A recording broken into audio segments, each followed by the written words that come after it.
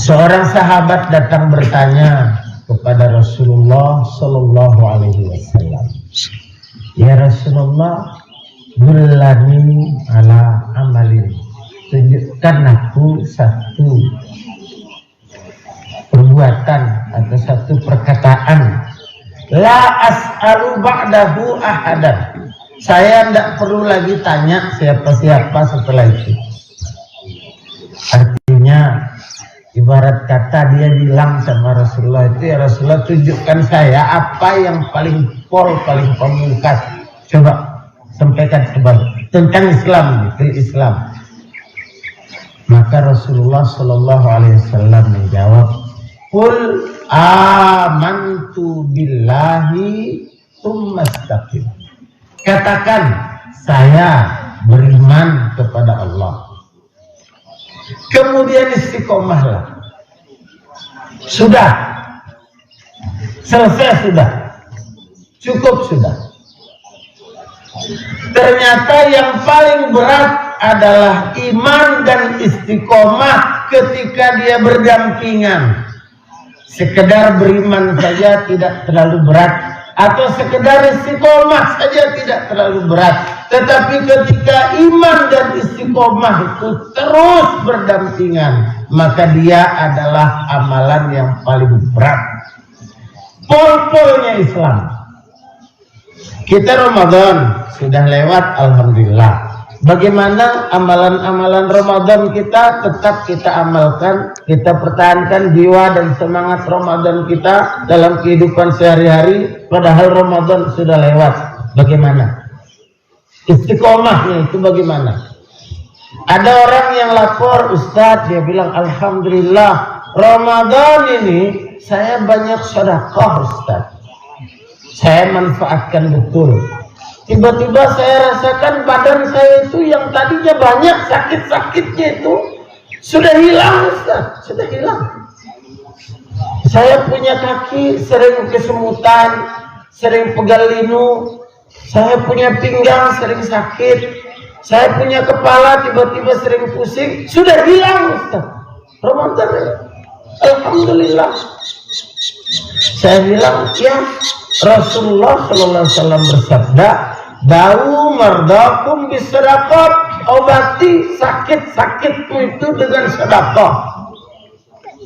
Fa inna sadaqata tutahhirul amwal wa tudfi'ul asqam. Karena sedekah itu membersihkan harta dan menyehatkan badan. Rasulullah bilang, orang dulu kalau dia sakit, sehari dia sakit, dia bilang, alhamdulillah Allah uji saya dengan sakit. Dia nikmati sakitnya. Satu pahala sabar dia dapat. Kemudian setelah itu dia sedekah. Dia cari orang untuk dia sedekah.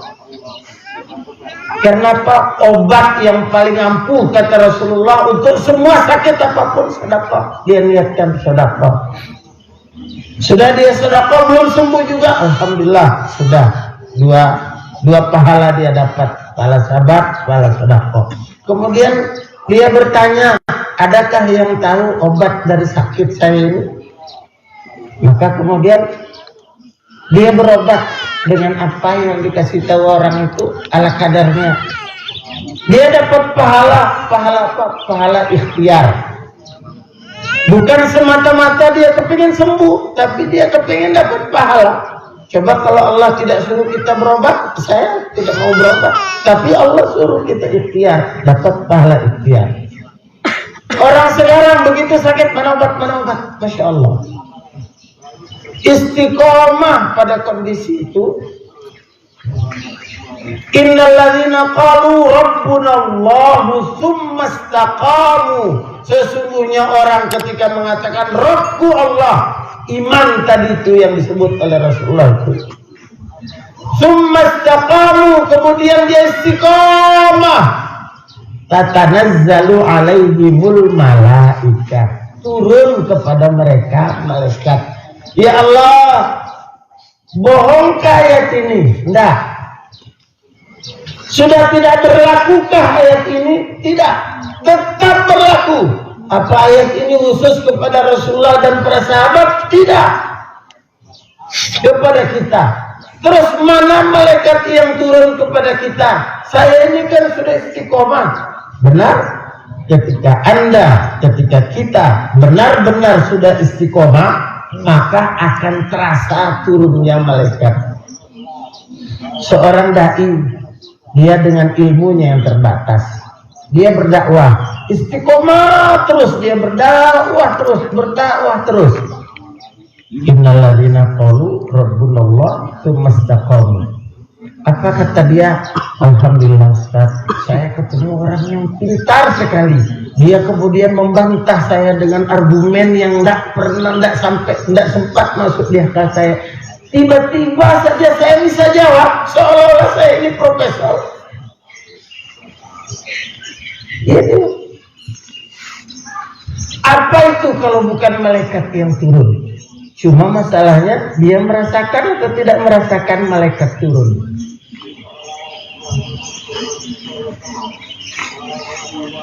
Allah janji, kamu beriman, kemudian kamu istiqomah, turun malaikat. Bagaimana dia istiqomah dalam sholatnya? Istiqomah saja dia dalam sholatnya. Tiba-tiba dia merasakan pertolongan Allah yang tidak terduga dalam sholat, dalam kehidupan sehari-harinya itu. Mestinya dia hampir saja celaka tidak jadi, hampir saja ditipu orang tidak jadi. Malaikat tiba-tiba membuat dia ingat, hampir saja. Orang yang istiqomah dalam sedekah, hampir saja dia kena musibah, kena penyakit, hampir saja. Tiba-tiba dia sadar, untung saya ngerem, untung saya tidak jadi makan itu, untung saya, beruntung malaikat yang mengatur dia itu. Ikhwani fillah rahimakumullah. Orang bilang, pokoknya kalau orang berbuat baik kepada kita, ya kita baik. Kalau dia jahat sama kita, ya kita juga begitu. Orang peduli sama kita, ya kita peduli sama dia. Kalau orang yang tidak peduli, ya kita juga tidak peduli. Orang urus. Seolah-olah ini benar. Tapi apa kata Allah? Allah Subhanahu wa ta'ala menyebutkan, berfirman dalam ayat yang saya bacakan tadi, idfa billati hiya ahsan, balas dengan yang lebih baik. Perinciannya bagaimana? Rasulullah Shallallahu Alaihi Wasallam bersabda, ahsin ilaman asa ilaika, berbuat baik kepada orang yang berbuat buruk kepadamu.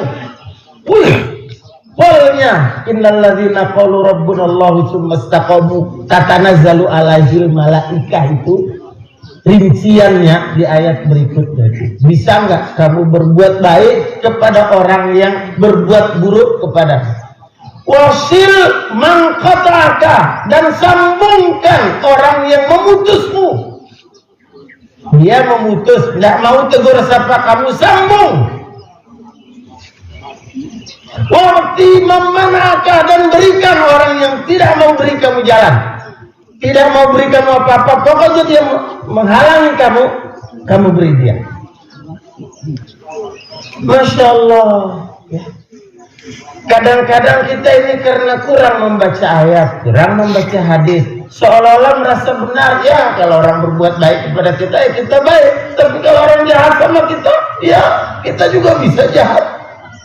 Seolah-olah benar. Padahal Rasul yang mulia mengatakan, berbuat yang lebih baik, bukan berbuat yang sama. Berbuat yang sama itu mana? Kalau kamu dibantah, maka kau bantah dengan yang lebih baik. Tapi kalau kau disakiti, maka hanya boleh menyakiti dengan yang sama. Ud'u ila sabili rabbika bil hikmati wal mau'izatil hasanati wajadilhum billati hiya ahsan.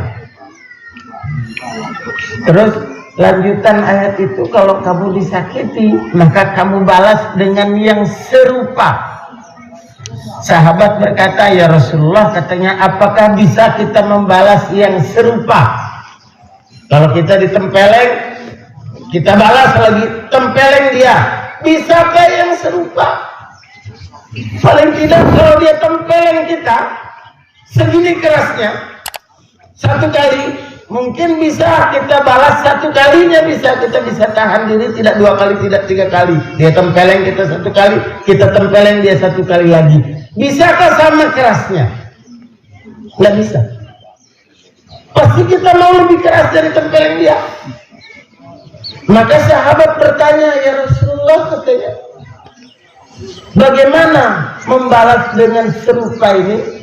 Rasulullah tersenyum, kemudian bersabda Rasulullah, coba baca ayat selanjutnya. Wa in tasbiru wa antasbiru khairul lakum. Kalau kamu bersabar, itu lebih bagus. Oh, berarti disuruh sabar intinya. Masya Allah, alangkah mulianya ajaran Islam. Ada seorang kakek-kakek tua, dia ingin menyelamatkan seekor kalajengking yang tercebur ke dalam kolam.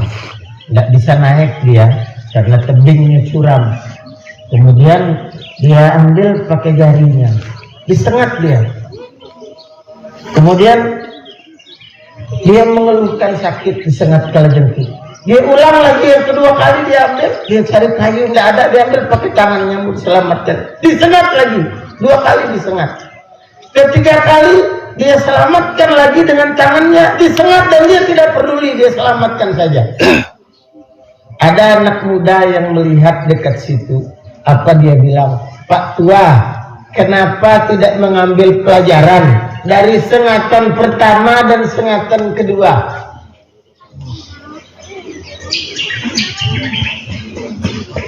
Apa kata kakek tua ini? Nah, kalau kalajengking itu menyengat, itu memang tabiat dia. Memang sifat dia itu suka menyengat. Asal ada yang dekat sama dia, dia sengat, itu memang tabiat dia. Tapi tabiat saya adalah suka menolong. Saya tidak mau tabiat saya itu berubah gara-gara kalajengking. Innal ladzina qalu rabbunallah tsumma istaqamu. Istiqomah dia dalam kebaikan. Kita kadang-kadang begitu disumpahi sedikit, kita balas sumpah serapah. Enggak. Kalau dia caci maki kita, dia sudah kebiasaan dia, memang tabiat dia begitu. Maka kita tetap istiqomah dalam kebaikan. Ramadan ini sudah berlalu, membawa berbagai hikmah, membawa berbagai pelajaran. Maka adakah kita mengambil pelajaran dari Ramadan ini dan istiqomah dalam pelajaran itu? Masyiral muslimin wal muslimat rahimakumullah. Hari ini adalah hari fitrah. Kembali kepada fitrah kita ini hari ini. Adakah kita sudah bisa kembali? Lihat anak kecil yang dia masih lebih dekat kepada fitrah daripada kita orang-orang sudah besar ini. Kita orang-orang yang sudah tua-tua ini sudah lebih dekat kepada nafsu daripada kepada fitrah. Ketika dia berselisih, anak kecil ini, dia menangis, dia dipukul sama temannya, menangis dia. Dia mengadu kepada bapaknya. Kemudian kata bapaknya, ya sudah. Kata ibunya, nanti kita balas dia. Jangan bilang begitu ibu. Bilang saja sabar, nak. Sudah, enggak apa-apa. Yang penting kamu tetap jadi orang baik ya. Kamu disayang sama ibu. Bukan sudah biar nanti kita pukul dia lagi. Jangan. Jangan biasakan anak punya dendam. Walaupun tidak sengaja. Maka setelah dinamakan dua orang ini, masih keluar air matanya, masih basah di pipinya, sudah dia ketawa, dia bermain bersama-sama. Alangkah dekatnya mereka kepada fitrah. Masya Allah, kita tidak sampai keluar air mata, kita bertengkar, tidak sampai kita menangis karena dipukul, cuman sekedar ada ucapan yang agak menyakitkan sedikit, berbulan-bulan kita tidak tegur sapa. La haula wala quwata illa billah. Berbulan-bulan kita menyimpan kebencian. La haula wala quwata billah. Mana fitrah kita itu, kenapa jauh sekali? Berlama-lama kita mendendam kepada dia. Boleh sakit hati, bapak-bapak, ibu-ibu terutama. Dia sudah menyakiti hati saya. Sakitnya di sini, tidak bisa saya lupa. Boleh sakit hati. Berapa? 1 hari. Dia datang minta maaf. Nggak ada maaf bagimu. Boleh 1 hari. Tapi masih sakit. Hari kedua masih boleh. Dia datang lagi minta maaf, nggak ada maaf bagimu. Hari ketiga terakhir. Dia datang minta maaf, masih kita tidak mau maafkan. Masih boleh, masih halal. Tapi begitu lebih dari hari ketiga, Rasulullah SAW bersabda, la yahillu, tidak halal. Artinya apa? Tidak halal itu haram. Haram. Dia berada pada posisi yang haram berhari-hari, berbulan-bulan. Posisi dia itu haram. Kenapa? Karena dia tidak mau menerima maaf, tidak mau memberi maaf, tidak mau bermaaf-maafan, tidak mau melupakan kesalahan. Posisi haram inilah yang sering kita berada. Bagaimana mau doa kita dikabulkan? Bagaimana mau berkah hidup kita? Posisi kita ini posisi haram. La haula wala quwata illa billah. La yahillu li muslimin li mu'minin ayyahjura akhahu fawqa 3 layalin wa yu'ridu hadha wa yu'ridu hadha wa khairuhuma man yabda'u bisalam. Tidak halal orang beriman, orang Islam tidak halal lebih dari 3 hari dia tidak saling bertegur sapa. Kemudian apa? Dia lewat sini, dia beralih ke sana, dia lewat, dia beralih ke sana, tidak mau ketemu lebih dari 3 hari, tidak halal. Kalau tidak halal apa yang haram? Minimal syubhat.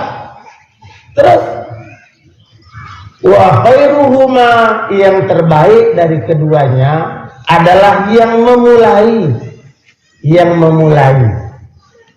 menegur, memulai mengucap salam, mulai bertegur sapa, mulai meminta maaf. Bukan yang terbaik adalah yang benar, enggak. Begitu lebih dari 3 hari tidak bicara benar, tidak bicara salah lagi. Siapa yang duluan harus minta maaf?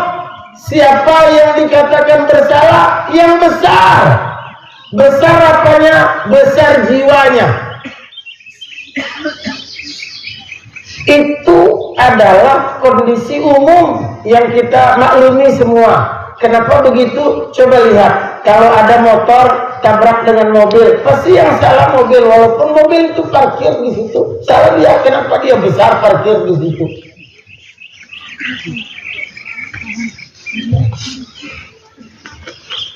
Maka yang besar lah yang ganti rugi. Walaupun mobilnya itu trek parkir di pinggir jalan, datang motor serempet, rusak motor, trek dia yang ganti rugi ke motor. Kenapa? Karena dia lebih besar. Adakah kita ini kita lebih besar atau kita lebih kecil? Kalau kita lebih besar jiwanya, kita merasa bersalah. Oh ya, saya yang salah, walaupun sebenarnya dia salah. Kita bilang kita yang salah karena kita yang berjiwa besar. Itulah pelajaran dari agama kita ini. Allah